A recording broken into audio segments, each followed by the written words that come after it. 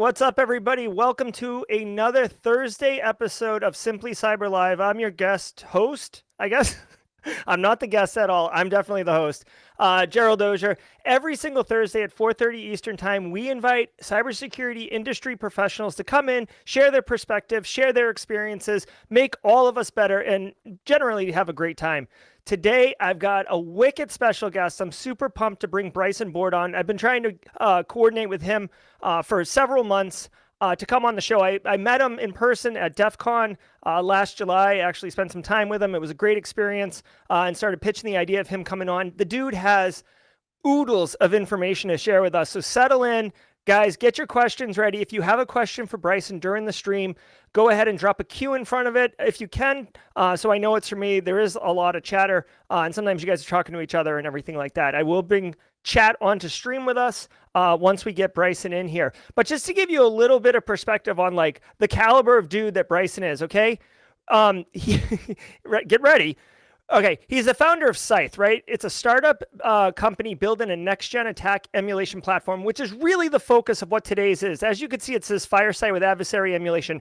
We're going to get, like, roll up your sleeves. We're going to get wicked hands dirty all up in Adversary Emulation and get his thoughts on it. He's also the founder of Grimm, which is a cybersecurity consulting company, and co-founder of DEF CON's industrial control system, ICS Village, right? No small feat if you know how big and how awesome the ICS Village is. That is a nonprofit advancing awareness of industrial control system security. And you know what?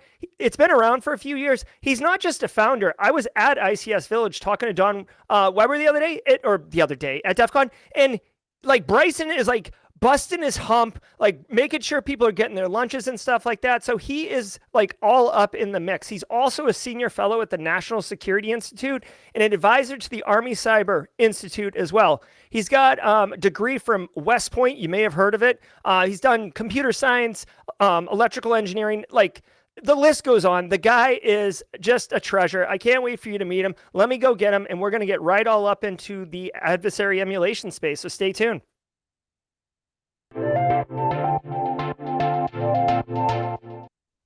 What's up, Bryson? How are you, my friend? I think you could have summarized my bio a lot simpler, as I mostly just bring people lunch. Yes, you do that, but I'll tell you what, as a man who seeks out excellence, you brought the lunch, like you brought the heat with the lunch, like you definitely delivered it. You made sure people got it. There was a quality expectation there, and you nailed it, Bryson, so good on you. Yeah, I think one of the fallacies that most people have around a chief executive officer, particularly as a startup founder, is this life of glamour. Certainly, I post a lot about all the planes I'm on because I'm just constantly traveling and speaking and engaging with different clients and different conferences. But to be the CEO of a startup is to be anywhere from the janitor to the lunch lady to the CEO themselves. And you have to leave that ego aside and make sure that you're taking care of everybody. Yeah, actually, you know, you bring up a good point. We hear about startup life and having to wear multiple hats, but sometimes you don't really see that. You just see the glitz and glamour of like, oh, I'm the CEO and I got like round, or Series B funding or whatever. I got $1 million. And it's like, no, like someone's got to make the lunches, right? Or someone's got to deliver the lunches. And that's real life, man. So we actually had Ian Garrett. I don't know if you know Ian Garrett from Phalanx. I saw him speaking at Grimmcon, or going to be speaking at Grimmcon. Another startup founder, he was on just 2 weeks ago on Simply Cyber Live talking about that startup life and really revealing those type of things. But let's pivot before we do a talk on startup life. We're talking adversary emulation, and Scythe is a platform, and I'll bring a screenshot up here into the stream while you're responding to this.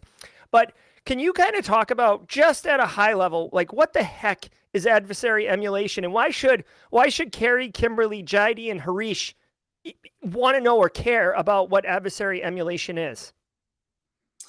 So I do know Ian Garrett. I am an investor in Phalanx. I didn't know that. I also cool. do. I'm an angel investor in probably about 10 different cybersecurity companies, because it's not just enough about you pushing your own idea.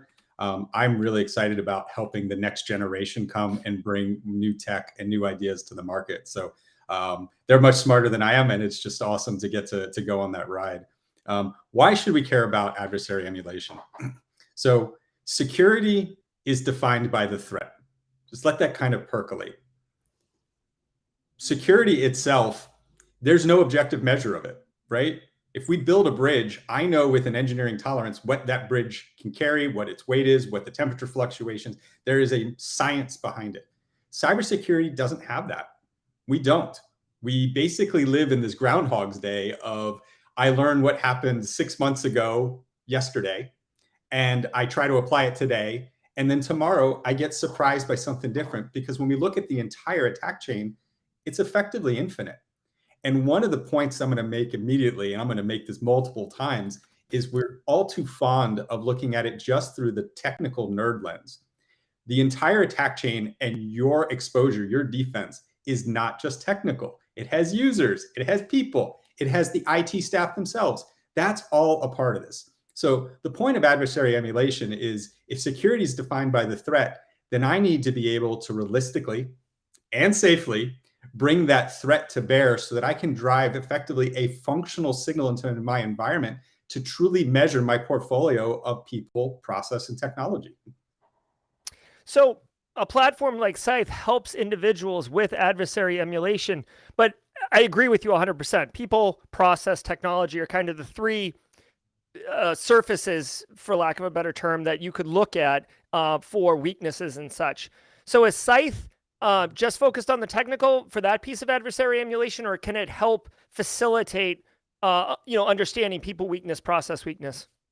Yeah, so how we're able to do that is it's a question of how the threat is applied, right? If you look at a traditional red team, a red team is able to bring the users into that mix, right? The users are effectively part of the surface area. And as much as Scythe is able to do that, we do that as well. So maybe I should take a step back and explain what Scythe is at a technical level to tie that together. Oh, so yeah. all Scythe is a post-access modular malware framework. So I, as an Army officer, I always joke that the blank look isn't fake. I break things down very simply. There are only 3 phases of an attack you need to understand, right? You've seen kill chain. You're probably familiar with MITRE ATT&CK. Let's put those to the side, although I do really want to hit on MITRE ATT&CK later. There's only 3 phases we need to understand. Reconnaissance. This is effectively the thieves casing the neighborhood, picking your house, and then figuring out what is the makeup of that house. Like, when do they come and go? What is the most likely way into that house? Initial access, the breach. This is where I can go up and jimmy the door and it automatically opens, or I bring my own lockpick, or I go in through a back door, or I go in through a window, right? Initial access. And the first point is, this is psychologically where we as an industry are over-focused on. We want to keep the bad people out, but the reality is you can't. So a certain amount of effort needs to be applied, but just accept the fact that, of course, you will be breached. A determined adversary, and even very unsophisticated ones, will inevitably get in. It's just the law of numbers. But here's the good news. That moment is just they've got shell back, right? The terminal calls back and it's like, hey, I'm in. So what? You haven't done anything to me yet. What happens in the third step is post-access, right? This is where the thief makes their proverbial money. I'm in the house. Where's the safe? How do I break into the safe? How do I get the money out of the house? And so what our platform does is we replicate all of those behaviors. And how we did it is I looked at malware and was like, it basically only has 2 attributes. It has to talk and it has to do things on a host. So we broke those down into modules, basically like little Legos. And now you can put those Legos together in any order, and you can now realistically recreate the threat itself. So I'm building the threat payloads up from scratch. And if something new comes out, well, that delta, that Lego that is all I have to change. And now it goes back in and extends my arsenal. So when we talk about the people inclusion in this, I've got these payloads operating, whether it's a red team able to run those, or we've made them where you can build the logic of the threat into it. So it will make its own decisions and do things in the environment. That's going to change based on where it is in the environment, what the user's doing, whether the user had good hygiene or bad hygiene is going to affect that. And then the other part of this, and this is where industry still is woefully short, even on the top of it, is we're still looking very simplistically at the defenses as technical controls, right? Preventative or detective. Can I stop an action, or am I able to see an action? And the people side of that is That is just the technical visibility at the host and network level that should build up at a central point, like a SIM, where you're bringing human involvement in, right? That's what an alert is. An alert is the machine saying this logic has been tripped, a person needs to be involved, and now we've begun that deeper level of detection into response. And that's the other part of the people measurement that's still lacking, but is the critical part where you really can start to show what your defenses are over time. Yeah. So Harish Kumar asked a question. I don't understand anything about like what adversary emulation is all about. And Justin Gold said it's kind of like a pen test, but being as close to a specific threat actor as possible. So with using Scythe as like an example, but adversary emulation is a concept. Scythe just happens to be a tool to help you exercise that concept. What is where does it fit, right? So you just outlined kind of like the simplified version of the kill chain and why people are hyper focused on the initial access and just the technical signals that come out of that.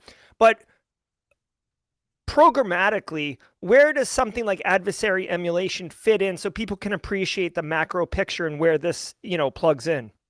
Yeah, I mean, effectively, adversary emulation is just a realistic replication of the logic of an attacker, right? With technical steps. I want to specifically say that because that's different than a tabletop exercise where we can talk about these things, and I can have somebody behaving like an adversary, right? And that's more of me trying to have that seat at the table. Here with adversary emulation, I want the actual technical forensic steps, right? What I do on a host is what an adversary would do on a host. What goes on the network, like what the adversary would send on the network, whether that's the command and control, whether that's data exfiltration, whether that's lateral movement. Just also answering the pen test thing, because this is a common vernacular challenge we have, right? Mm-hmm. Penetration testing is different from red teaming. Penetration testing is initial access. I'm looking at how do I gain unauthorized access to a system. And red teaming, that may be a component of red teaming, right? Initial access, how I get on that system might be a part of it.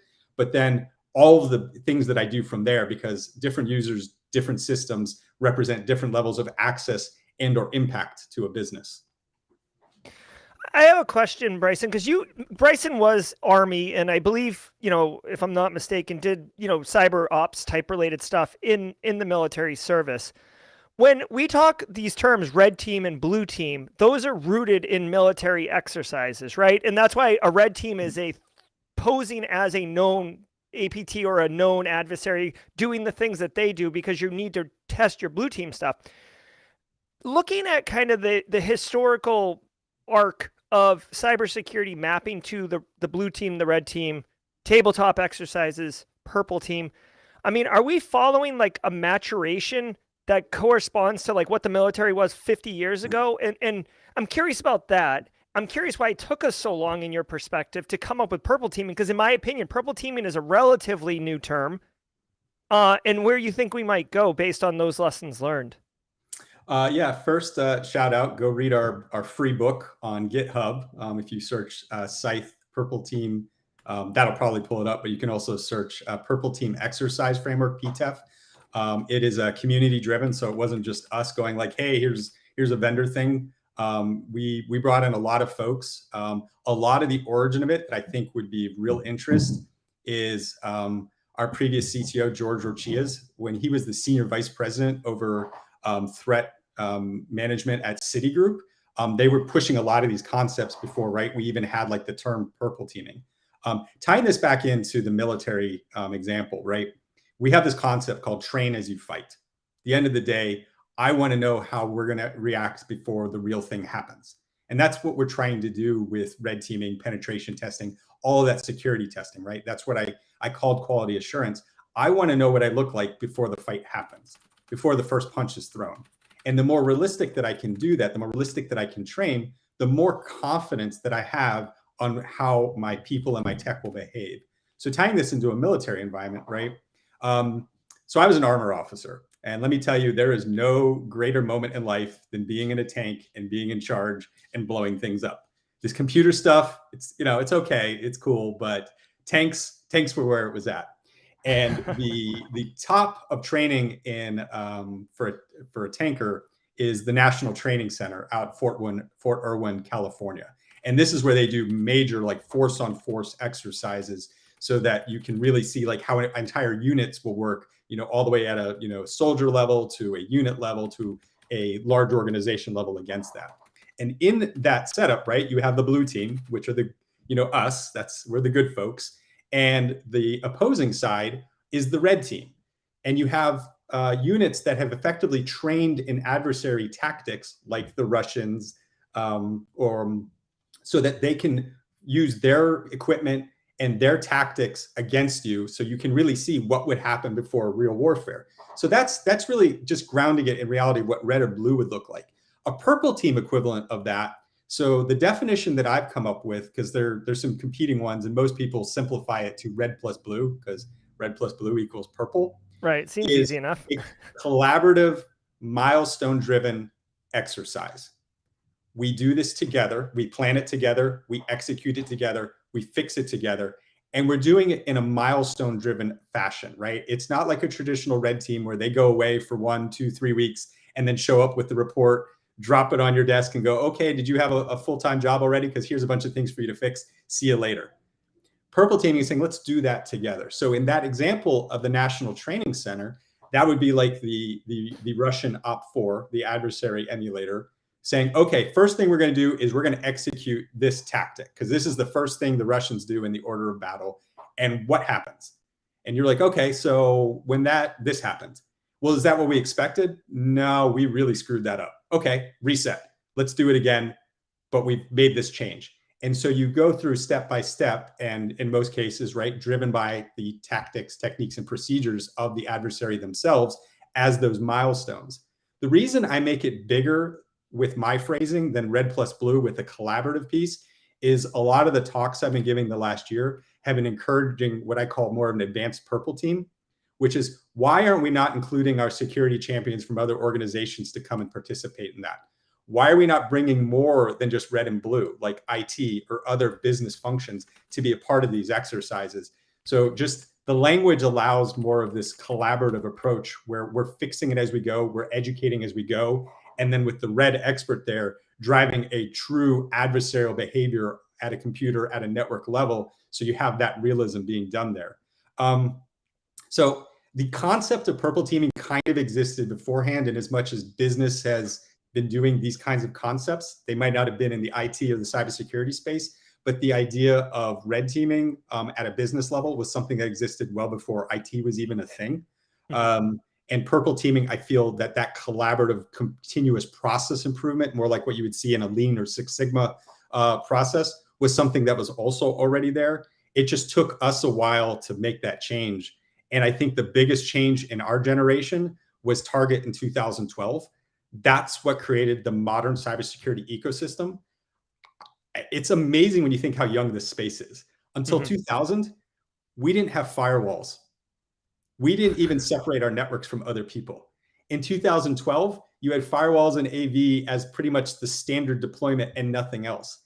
Target happened, and it was the first time, not that somebody was like, oh, we technically get the problem here, because people have been demonstrating different kinds of hacks for forever. The problem was the business didn't care. It didn't click.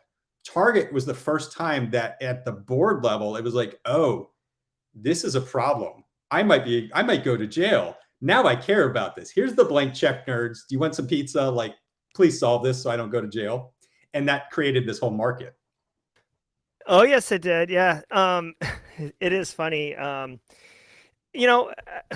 It's almost like a macro example of, we see this time and time again, like you can't get the business buy-in. You can't get the business to understand whether you convey it well communicatively or you don't. And then an incident happens, and all of a sudden it's like, what do you need? Here's as much money as you want. And like, it's funny that you're saying that the Target event was kind of a macro version of that for the entire society, frankly, because all industries started doing it. Stacy asked a question, and I want to address it. It's a quick one. So she's saying, okay, based on what you're saying, adversary emulation is like an engagement. Does it run for a set amount of time? Can you comment on that? Is it engagement based? Is it a capability that an organization executes on? So adversary emulation is just the concept of realistically recreating threat behavior in a useful way, right? Driving that functional signal, whether that is through people or tech for me to improve. Now, the best way to do that, the process for it is an engagement, right? I'm not just red teaming for forever. I'm not just purple teaming for forever. I need it to be a defined scope because there's resource constraints. There's a limit to what I can fix and change. The variables about what you can control around these things, right? Scope, frequency, and complexity. I can do one computer. I can try to do all of the computers. I can do this once a year. I can try to do this quarterly. I can try to do this monthly. And then the complexity. How deep do I want to go in terms of my emulation?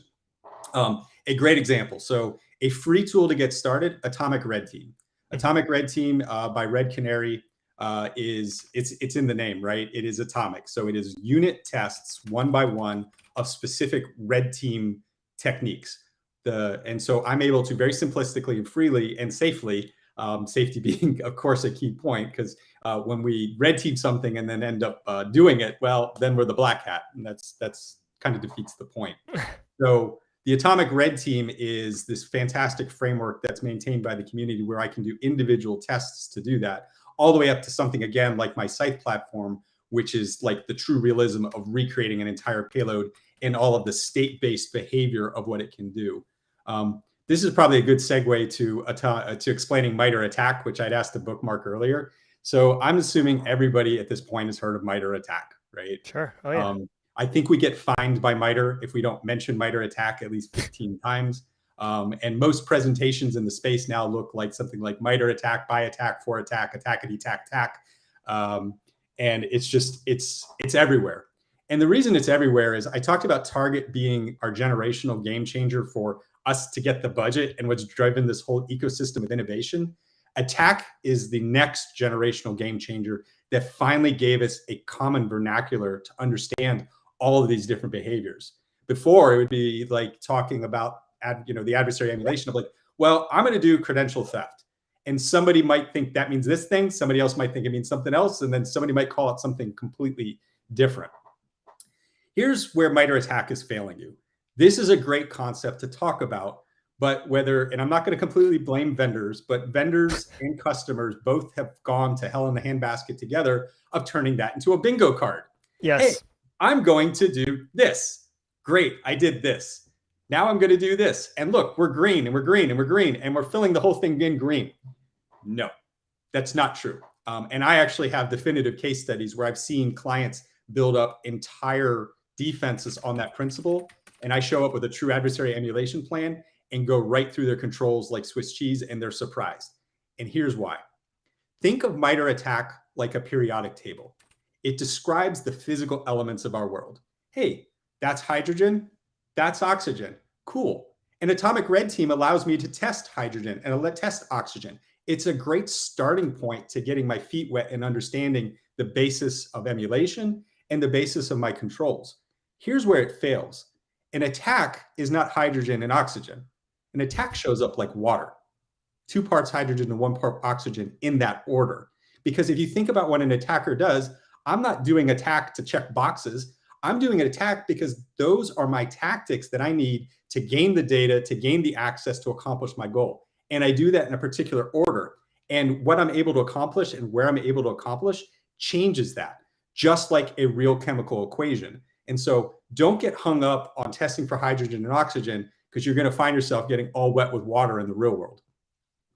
Yeah, it's an excellent point. And I just want to point out, if you want more information on this particular topic, I actually had Mick Douglas on, Mick, Mick Douglas on, and like literally we did an hour-long talk on stop thinking of MITRE ATT&CK as a silver bullet. So if you're interested in getting more information, I'll drop a link in chat. Yeah, Mick's a great guy.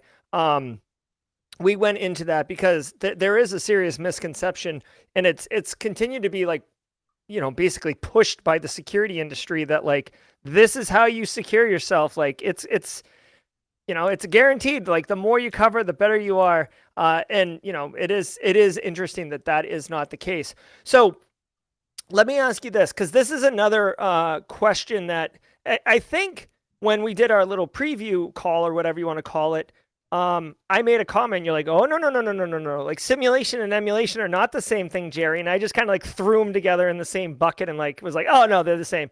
So for those who may have heard of adversary simulation or some of the security products out there, or those who have heard of adversary emulation, which is what Scythe does, right? Scythe does adversary emulation.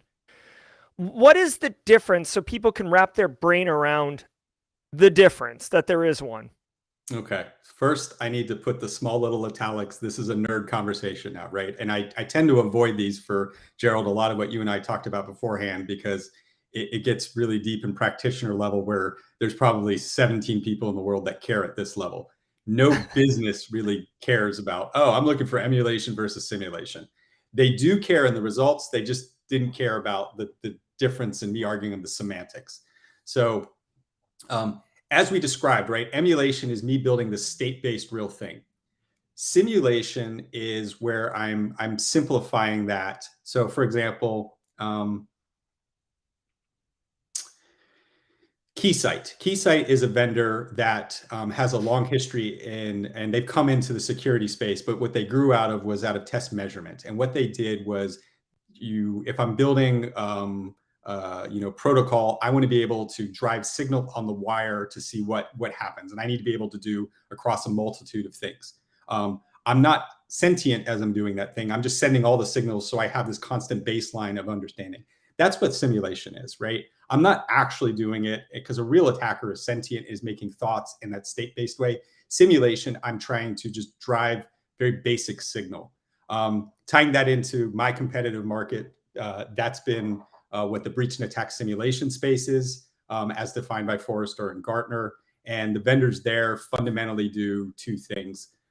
They do a local script on a host, which is effectively a checklist, and then they're able to replay PCAPs between endpoints. Now, that PCAP is, in quote, malicious, but it's not the state-based approach that's giving me deeper dive. That's not to say there's not value with that approach, right? The two things I get from that, besides the simplicity, which again, simplicity has value of convenience and resource, is I'm able to quickly validate technical controls because I'm sending a very specific signal against something I specifically want to see, and it's very easy. And then the second is security is a constant fight against gravity. So things change. So once I've kind of got my controls and my signal locked in, it just replays that over and over again. And then I can see if something changes. So I can measure configuration drift. I see a shout out to Kerry Richards there over at Anti-Siphon in the chat channel. And yeah, they've been doing great work. We used to work with their training, and we're working to come back with a freemium version later this year so that we can get our platform into that training. Oh, that's fantastic. Yeah, I love it. I do, I can appreciate, doing simulation or emulation, doing something, you know what I mean? Like I've always been an advocate of don't let perfection get in the way of progress, right? Even like you said, Atomic Red Team, yes, it's atomic testing, right? It's axiomatic testing of single things, but it's better than nothing. And it's a good opportunity. Now, let me ask you this, as far as like the simulation and emulation go, I mean, do you find it's more practical for testing and tuning like technology, or skilling up and testing the efficacy of the analysts or of the engineers? This is a question that just occurred to me, but I'm kind of curious on what you've seen. Both.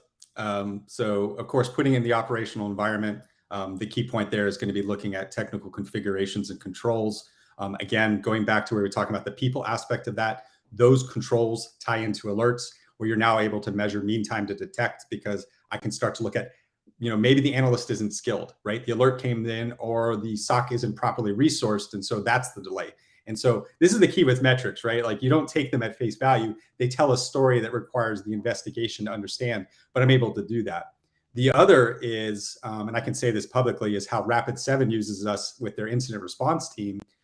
Because how do I train cybersecurity is really hard. Like, how do I learn forensics? How do I learn incident response? How am I learning as a SOC analyst when it's difficult to easily generate real behavior? Because without that real behavior, I'm working with something fake, and I get into the real world and I have to learn the hard way. And so what they were using us for is, this is a way to generate real payloads and real behavior. So at a host and a network level, I can easily learn my blue skill sets with the real thing. And it didn't take the instructor, the trainer, the environment, all of that work to do it, because the Scythe platform is doing that work for them. Yeah, so I have messed around, or not messed around. I've implemented some of these platforms, not Scythe, sorry, but in some of my environments, and I've seen it. And once I've seen it, and I'm sure Scythe does the same thing, like as a person, like, CISO that builds programs and has controls in place, and I report to management, hey, listen, like, what are we doing about ransomware, Jerry? And it's like, well, we've got these controls in place, like, I can't eliminate all risk, but I've reduced the likelihood of it occurring. I've reduced the impact of it occurring. Like, if you want to give me infinite money, maybe I can get closer to 99%, but I'm not going to get there. Okay. And we're not going to get infinite money over here anyways. So when I use a tool like Scythe, and granted, my program, it's like low headcount, right? So it's not like I have a fleet of SOC analysts and stuff like that. When I use a tool like that, it allows me to know that, like, listen, like, I have this really expensive tool that I bought, right? This appliance I've racked and stacked, but it's clearly misconfigured. And to me, the value of that is unbelievable, because right now I'm like talking in good faith that, like, I've got this tool and that checks these boxes, and I get the insurance policy that, management wanted because I say I have these things. And being able to see that those controls are not actually doing what they're supposed to do. First of all, once the nausea passes, then you're like, holy crap, I gotta focus on that. So personally, I'm not sure where this is going. It's not really a question, but like, I just find the value of it huge. Like, purple teaming is got value, but for smaller organizations, frankly, or smaller businesses, this is like a force multiplier, essentially, which I truly appreciate. So let me ask you a question about the platform then, or Scythe or Adversary Emulation. Adversaries, TTPs, MITRE ATT&CK, AP238, whatever you want to say, right? Like, they don't really change all that much. I mean, there's some nuances, there's some developments and techniques, and maybe you want to push back on that statement I just made, which is okay. But how often do you have to update these platforms, or how, like, is it like you set it up and it's good to go for a while with like incremental changes, or is this thing like out of date as quickly as the threat actors are changing their behaviors? Yeah, that's a great question. And this is where it really does flip the tables again. So I come from an offensive background, and one of the thoughts that had rolled around in my head for years, which led to the creation of this platform, was, why did I always win? I mean, I won, and in the real world with real targets. I mean, I never lost. And that just blew my mind. And I continue to think about the why. And it's because defenders try to look at everything, and you can't, right? Even if you had infinite resources, you can't. It's an infinite space. The post-access space is not. I can only work on your assets, and I can only talk the way that you talk. And then, as you nailed it, right? If you look at attack chains, the techniques significantly overlap between campaigns. Initial access and some of the infrastructure and some of the comms a little bit, but not really, because it's still in the protocols, right? I might be using HTTPS a little slightly differently, but it's still just HTTPS, which is 70% of how all malware talks, because I'm getting your encryption, so I don't have to do anything complex. And I blend right into the traffic, which is what I want to do. I want to look like everything else. So, I don't really change a whole lot. And in fact, if you look at it, there's only so many things I want to do on a host. So the behaviors that I'm doing are very limited as well. So you have a constrained amount of behaviors that matter. Now, there's a little bit of a rabbit hole, and this is, again, going back to the failure of looking at the way people have been misusing MITRE ATT&CK, is I can do a lot of techniques that match to a particular tactic, but there's still a limit on how many of those are. So the value with our platform is we're getting out of the stale intelligence and the stale controls that folks typically do, because adversary emulation is forcing you to look technically at the behaviors of these things, not at simplistic controls. Again, that's where Atomic Red Team and breach and attack simulation can build that foundation, but it's going to get washed away when the ocean of tomorrow's threat shows up, when you put that line in the sand. Yeah, I mean, I I almost wonder if like this is why they called you Grim. It's like it almost feels like overwhelming. Like, oh, it's just lay down and let the threat actor come and take me away. Oh my gosh. So I appreciate it. We had Cyber Munchkin in chat ask, so big organizations wouldn't benefit for adversary emulation. I think big organizations would benefit the most from it for two reasons. And Bryson, I'd love your thoughts on this. One, they're more likely to get hit. Everyone can get hit. So it's not like you're too small, but like Bank of America, more money, more surface, more, focus and everything like that. A bigger target. So more likely to want to have to test those controls and emulate adversaries coming after them. Same with, the U.S. government, for example. That's a pretty big organization as well. Thoughts on big organizations, small organizations benefiting from adversary emulation? Yeah, I'm actually going to come back with that from a Scythe perspective of failure. So we're talking about adversary emulation, which is effectively the concept that my platform has codified. And here's the thing. There is zero product market for that idea. Just let that sink in. I have spent 6 years building an idea for a market that literally does not exist. It doesn't. So let's break that down. Well, what does exist? So the people that do this today are red teams. There are maybe 5,000 companies globally who have access to a red team resource internally or externally. They are the only folks who even have the talent to be able to pick something like this and drive it and make it their own, because red team is a follow-on component on the budget line of things. The largest budget in any organization is for business operations itself. Then a fraction of that goes for IT, and a fraction of that goes for IT security, the blue team. And then red teaming is one of these niche little things that's on the far edge. That is a fraction of that. That is how small this space is. So only large organizations can actually drive all of this as it is today. And that has been our challenge as a platform, has been these folks don't have the budget. They don't have the priority for it. How do we change that? And so the big problem for adversary emulation is one of accessibility. Everybody in an enterprise has a security use case requirement.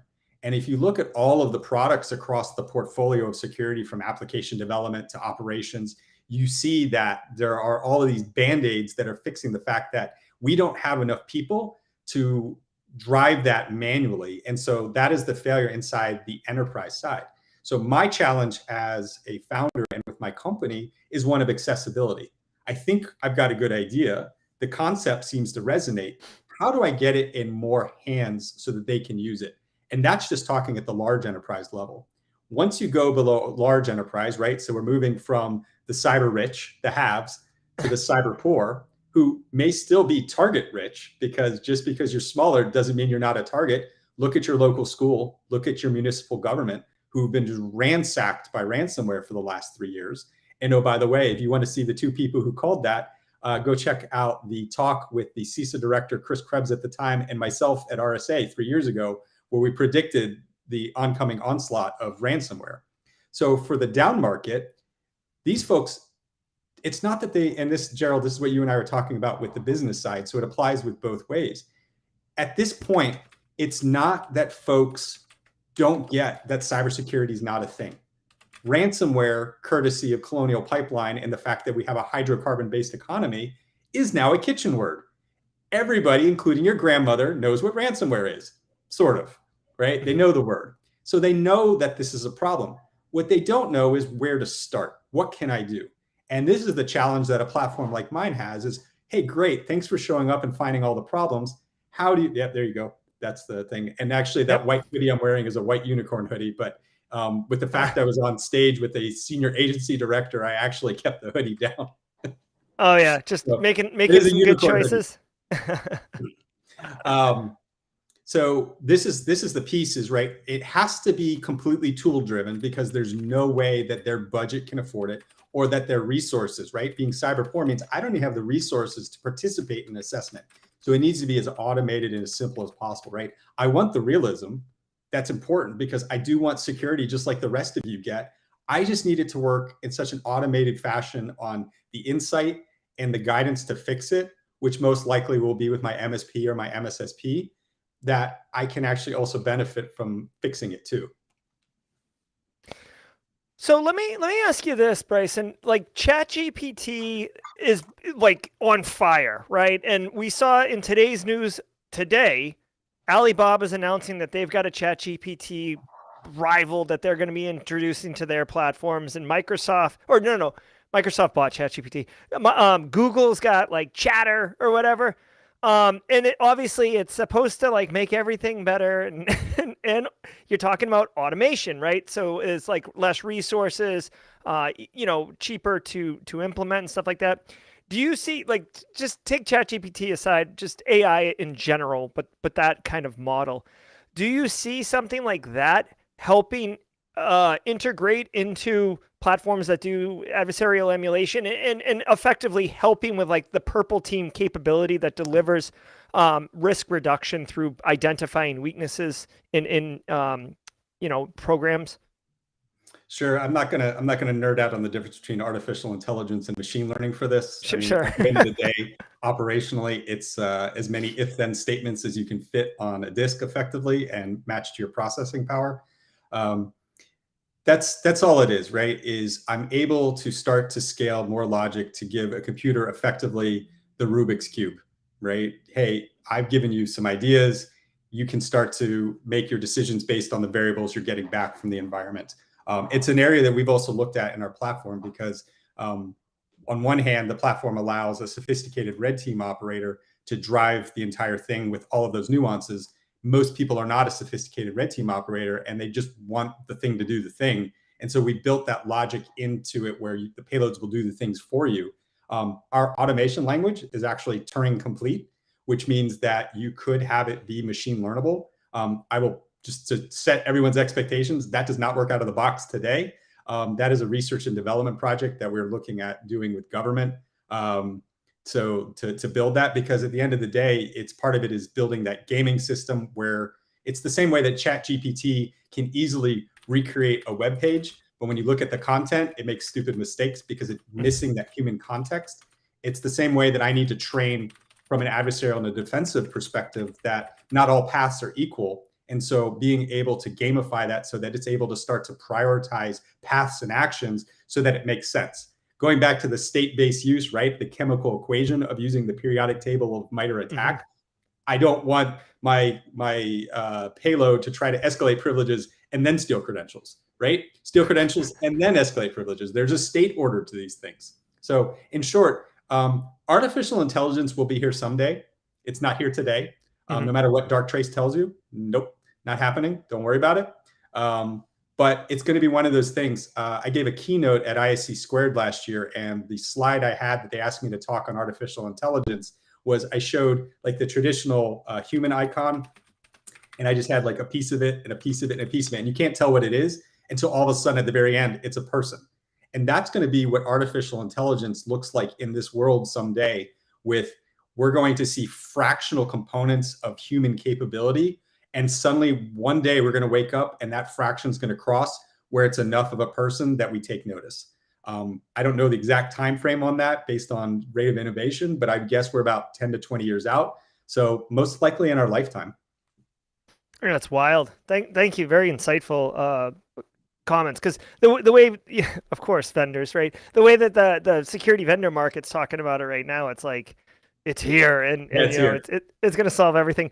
I wanted to revisit Mike. Hold on, Gerald. I do want to give him credit, right? It's not that it's not here, right? It's what can it do? And what it can do is very simple pattern matching, right? I can identify, hey, this data point kind of looks like this data point from 3 months ago, whereas an analyst would have had to do a lot of work for that. The AI is able to naturally patch that together, but that is a fraction of what a human piece is doing. So it's not that it's not here, just recognizing the level that it is. Yeah, absolutely. And I've seen, some utilities of it essentially doing like tier 1 triaging in the SOC, that type of thing, or enriching the ticket with like context of what analysts would type into Google anyways to start. Yeah. So let me ask you, going back to MITRE ATT&CK, because that is a really, really valuable artifact, just misunderstood.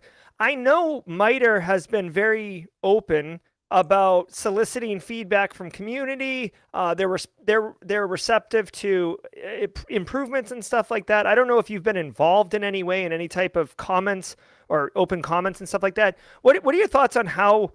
I mean, is it a marketing thing to market it that it's not a silver bullet, or is it about improving MITRE ATT&CK? And if it's that, what are your thoughts on how to help improve it? The only question that I really pulled out of that I can answer is I've been involved with the attack crew since 2018. Okay. Lots of conversations. I'm on the attack Slack. We have a lot of we have a lot of collaborative discussion. I'll leave it at that. I don't know quite what you were asking about attack other than that though. Yeah, sorry. Sometimes I get like super verbose and I'm like losing my mind and I just ask like 3 different questions in a run-on sentence. I was just basically saying MITRE ATT&CK has some gaps. They are receptive to improvement. Yes. What are your thoughts about how it could be improved, or have you been involved in discussions on a direction they might be heading? Oh, honestly, I think attack as it is pretty much finished. I mean, it is never meant to be the thing that captures all the things. The fundamental shift was its existence in this concept, that it incrementally has grown as they continue to add things. They tried to migrate it to different other different areas like industrial control systems, mobile. I think they're ahead of their time, and that's not their fault. I think that those are just areas that are further behind. We were going to talk about industrial control systems, and you were very concerned that I was going to go in depth and that everybody was immediately going to be lost as I went into ladder logic on a programmable logic controller, just like you saw, like an SS7, right? Something, I don't know. I might as well play the discombobulator video. Yeah. I met him at a SANS ICS summit when I was speaking. And actually my talk there was how to bring adversary emulation into the OT environment, where they're further behind, right? And that's kind of the point. So the initial joke is, how can you tell something is an industrial control system? It's at least 20 years old. And that's one of the fundamental understanding points between IT and OT, is what these systems were designed for, from a capital perspective, from a high availability perspective, from a long life cycle perspective. And like patching, no, I can't patch that. Encryption, never heard of it. So my point being is MITRE ATT&CK is like gone into ICS, and that space is effectively a generation behind. I mean, they're still looking at configuration management and asset visibility, just like we were with ITIL in the 1990s.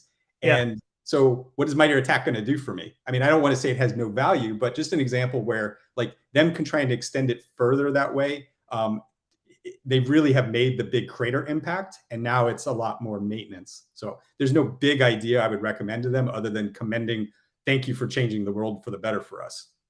Yeah, I mean, it certainly has fixed itself into the common, lexicon of cybersecurity professionals. I don't know if it's permeated into like mainstream, but it has not permeated in the mainstream.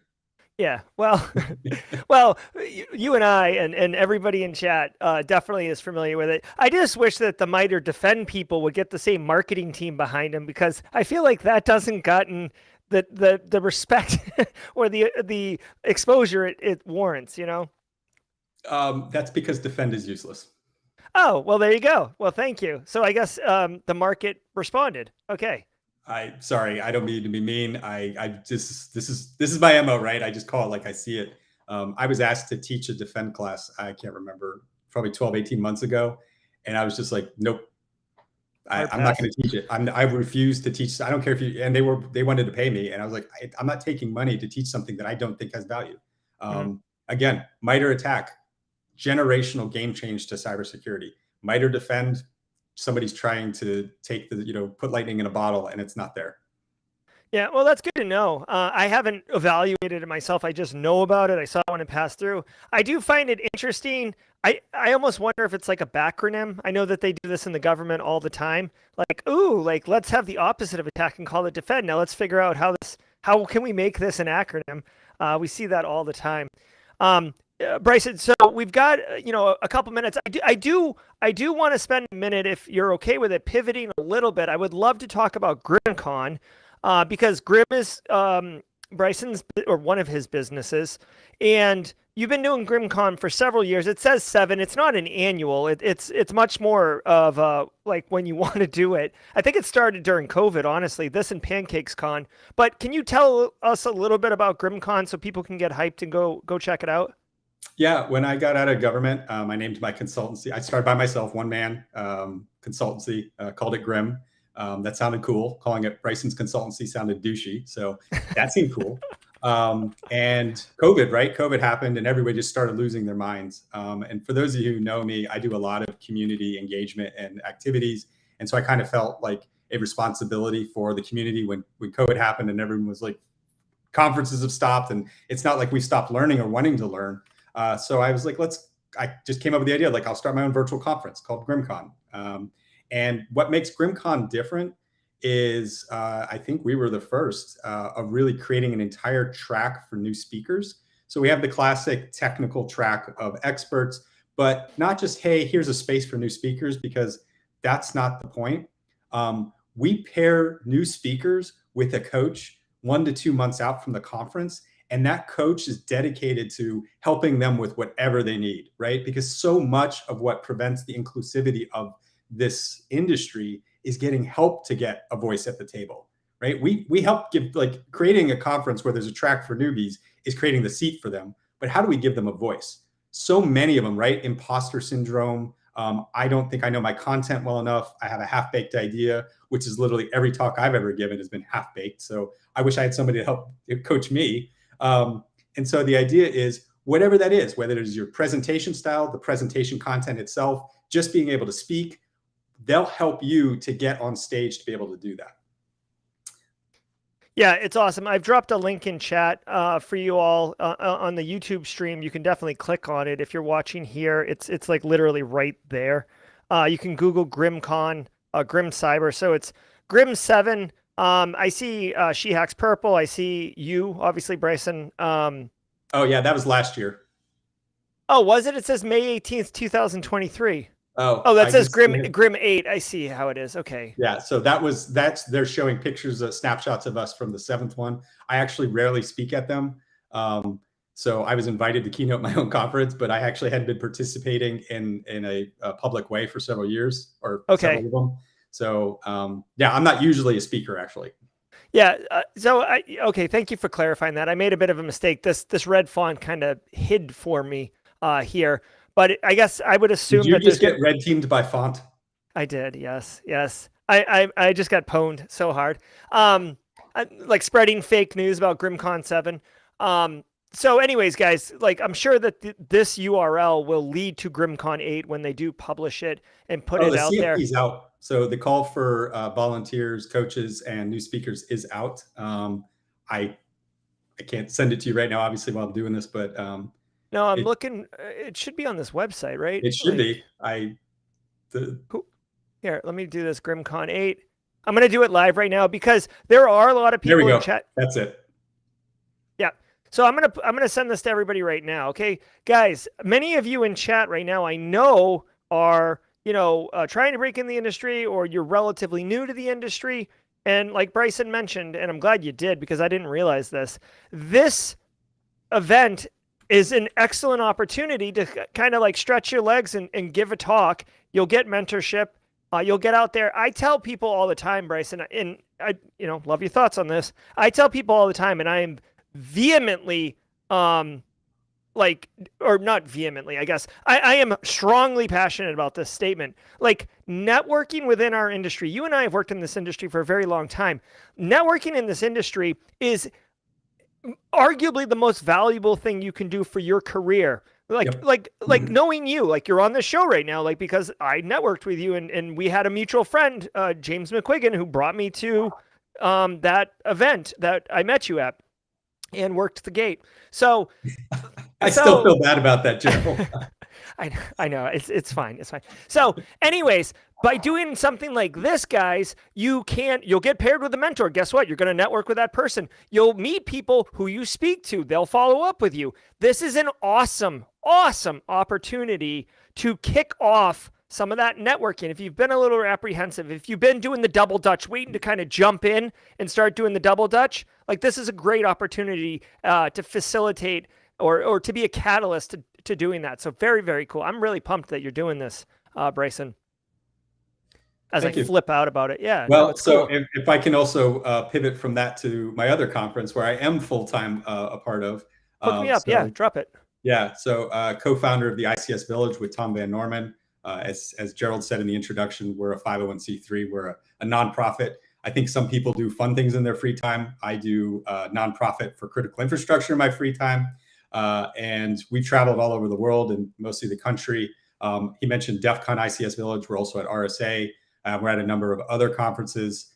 And we've been doing this for a long time. And it was about 6 years ago, as I was thinking about it, that we're traveling all over the place to educate folks on critical infrastructure. And I live in Washington, D.C. Maybe I should do something with the folks here so that policymakers and members of Congress can get involved and we can build relationships and educate directly. And so that was where Hack the Capitol was born. And so we're Hack the Capitol number 6 is May 10th through 11th, I believe. It has grown significantly since then. It's now going to be a 2-day conference. There will be hosted by MITRE. Actually, speaking of MITRE, yes, I have a great relationship with MITRE. MITRE is hosting me in their hosting us in their space. I already can tell you, Jen Easterly, the current director of CISA, is a keynote. I just so came cool. from her office 2 days ago, and I'm lining up a number of senators and members of Congress will be there. And if you're there in person, right, we'll have hands-on stuff and you'll have multiple tracks for this. We will also be streaming these talks. So if you can't make it, I think that's one of the things we did learn. The silver lining of the pandemic was making conferences more accessible because not everybody can afford the time or the money to travel. And so I think it's really important as a conference organizer to make that more available to everybody else. That's awesome. And yeah, if I can restream the broadcast to give bigger amplification when you're doing the ICS Village talks, let me know. Like, I'm happy, Simply Cyber, whatever, is happy to do that, or at minimum promote it. Plus, like, I see Dawn's Cutaway Security there. I also saw Dawn in the graphics. I saw Dawn in chat. So what's up, Dawn? Another longtime ICS Village supporter and member. Plus, Bryson, so you came from Jen's office. Like, we're at time, but like, I love what Jen Easterly's done with CISA. Like, to me, she has, like, and maybe it's from the outside looking in and not realizing all the moving parts and stuff, but to me, since she's taken over as director, like, CISA has gone above and beyond to be like more transparent and more engaged with the private sector, and doing like the active exploited vulnerabilities and doing all these alerts and shields up and all this other stuff. And Jen going to, like, DEF CON and walking around and being like a normal person, not like a suit. Like, I love what she's doing. I don't know if you have any thoughts about how her impact on CISA has, or how she's had an impact on CISA or not, but it's awesome that you had a meeting with her basically. So Jen and I go back.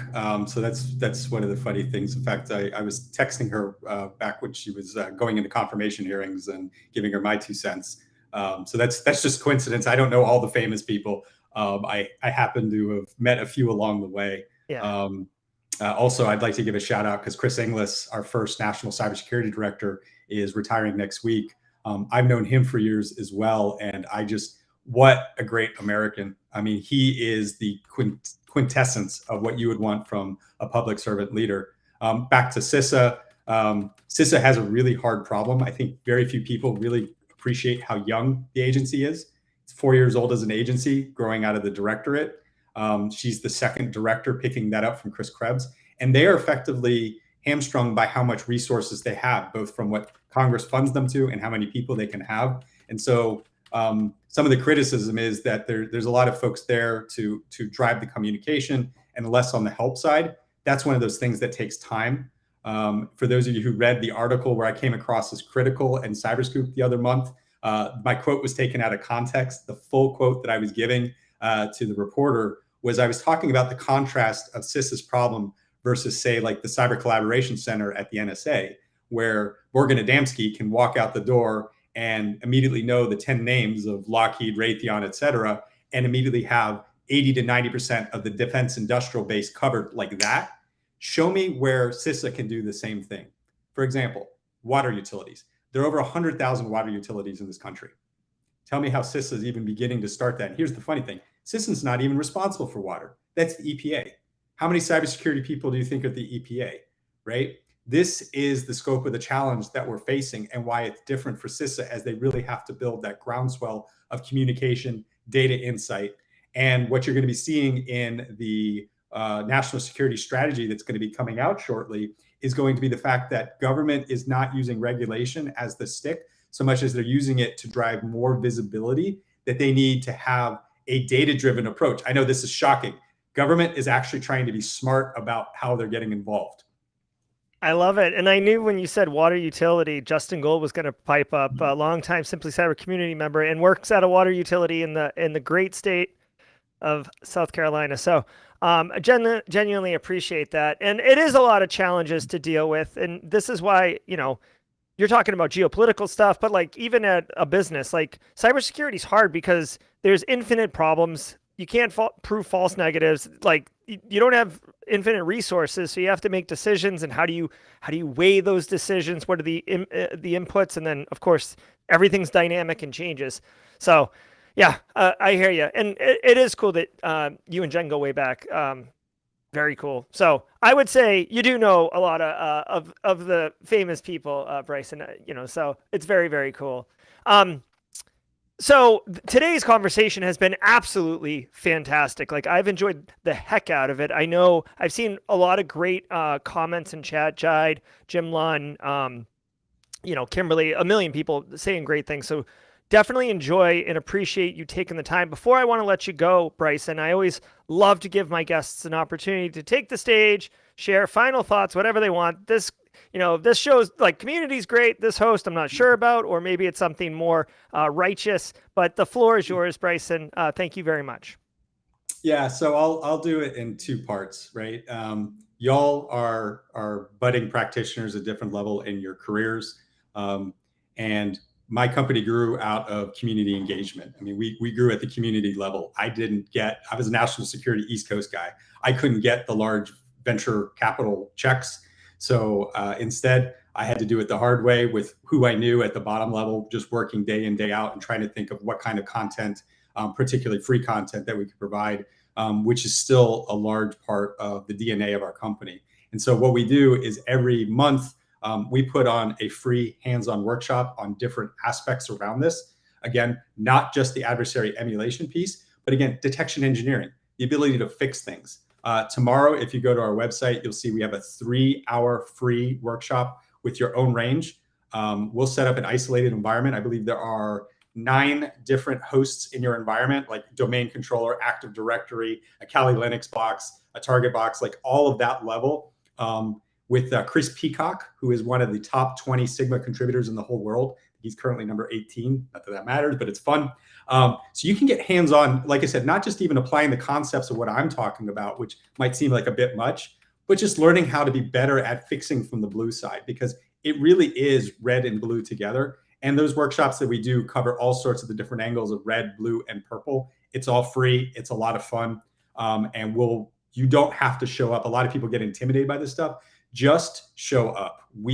Everything I do, whatever it's the Village, whatever conference I have a part of, every exhibit has to pass what I call the spouse test, right? Your spouse is just like, I know how to turn on and off a computer and that's it. Everything we built has the tutorials and the guidance and the help there for you so that you can start whatever it is and go somewhere, whether that's our workshop, whether that's my Village. The final piece is really going to be a call to all of you in a community. This community, and we talk a lot about diversity, inclusion, and equality. The struggle that I see is we spend a lot of time, just like we do on initial access, with diversity. Diversity is initial access for people. We're getting folks that don't look like us a seat at the table. And I'm not saying this because it's politically correct. I'm saying this because I think this is actually what makes security security. You need as many people who think differently than you to be able to understand and truly get around any problem that you're looking at. And security in particular, as one of imagination, benefits from all of those different voices around the table. Folks that look different than you, think different than you, come from different backgrounds. But here's the thing, like diversity is initial access, we're giving them a seat at the table, but they don't necessarily feel comfortable sharing their insights and their voice at that table.